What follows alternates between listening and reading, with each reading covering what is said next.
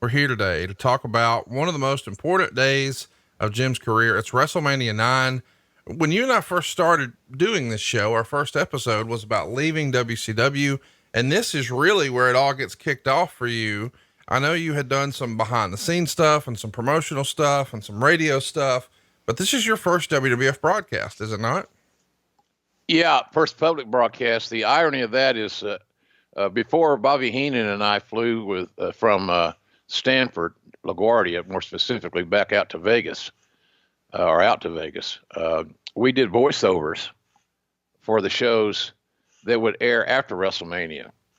So you may wonder, how did you do that? Well, through the magic of fiction, storytelling. So Heenan and I worked together before leaving, because it was the regular voiceover week, to do 3 challenge shows. So Heenan and I did 3 wrestling challenge shows based on what we thought was going to happen, or told was going to happen in Las Vegas at WrestleMania 9. So we actually did some work before we left, but live, for all that really counts, WrestleMania 9 was the launch of everything that I did in those 26 years with Vince. Let's dig into it, man. It's a weird time in wrestling too, because there's so much upheaval in WCW. I guess we should remind everybody this went down on April 4th, 1993, Caesar's Palace in Las Vegas.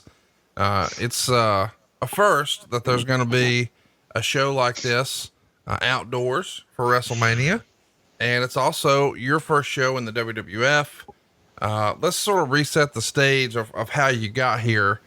There was a major bloodletting, is the way it was described in the Observer, on February 2nd. It is a significant change in the hierarchy of WCW that resulted in a loss of power of Bill Watts. And for better or worse, you got some shrapnel on you, and you saw your duties change in a way where you weren't exactly tickled with this move. Was that fair to say? No, I wasn't, because the WCW and the brain surgeons of Bill Shaw and Bob Dew, they had no respect for wrestling, in my opinion. And they, as much as said that, they paid no attention to it.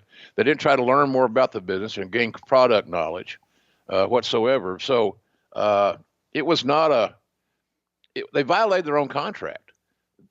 TVS wrote a contract for me, a 3-year contract, good money, and they outlined my job description. I didn't ask for that. They wanted that, so I agreed to it. My manager and I agreed to that. So they violated meaning WCW, violated their own agreement by reassigning me to be a syndicated TV salesman. And I was so naive and trying to be a team player that I went along with it for about a week. It was horrible. I felt like I'd been neutered. My balls are cut off and hung on the antenna of the car.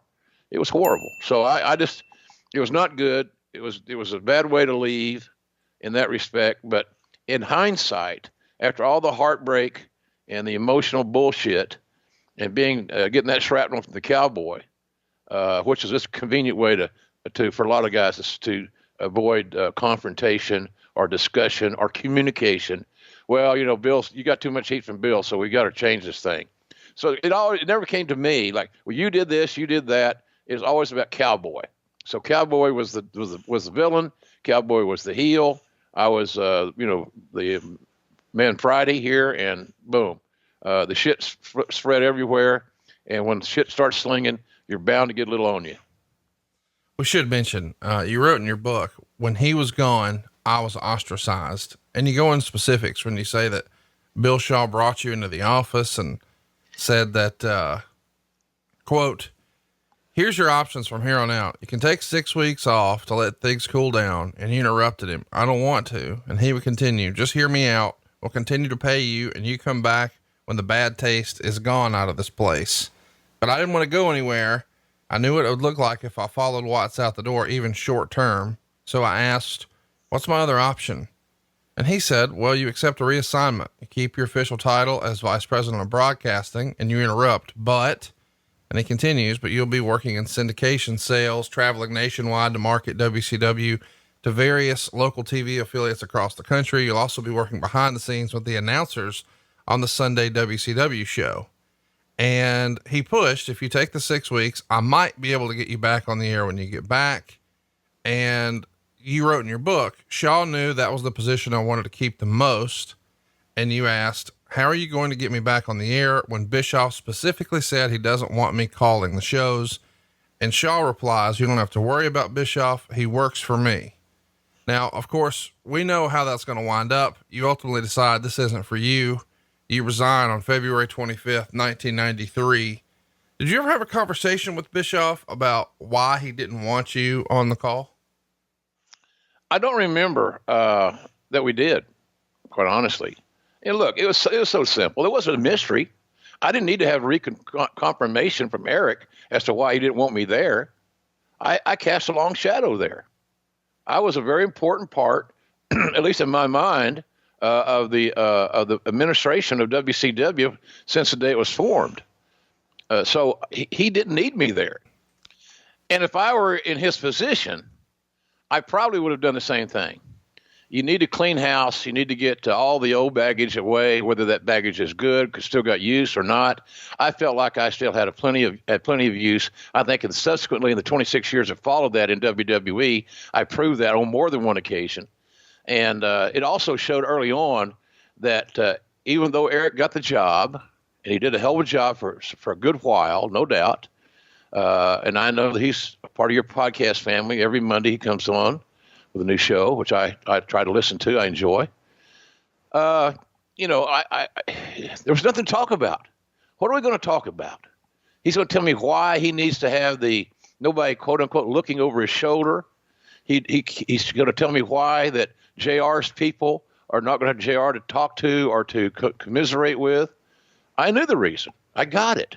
And quite frankly, I'm glad that we didn't have any talks, because if he had tried to talk me out of what his decision was, which was not going to happen, then I might not have gone to WWE.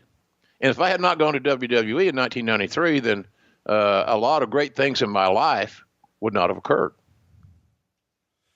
Yeah, listen, it worked out, for the best, to be sure. Hey, it's Conrad Thompson here to tell you a little more about what adfreeshows.com is all about.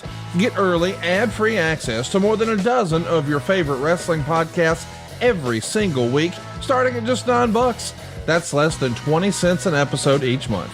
And yes, you can listen to them all directly through Apple Podcasts or your regular podcast apps. How easy is that? Ad-free shows also has thousands of hours worth of bonus content and docuseries like Title Chase, Eric Fires Back, Conversations with Conrad, and The Insiders. Plus new series like The Book with David Crockett, Monday Mailbags with Mike Chioda and Nick Patrick, and a whole lot more. And you want to talk about early? You can't get any earlier than listening to the shows live. You can be a part of the live studio audience as we record the podcast. Plus ride shotgun alongside your favorite childhood heroes for live watch-alongs, Q&As, and other interactive experiences every single month. Come on now, see for yourself what thousands of other wrestling fans from around the world have discovered, that adfreeshows.com is the best value in wrestling. Check it out today, and hey, when you do, the first week is completely free. adfreeshows.com.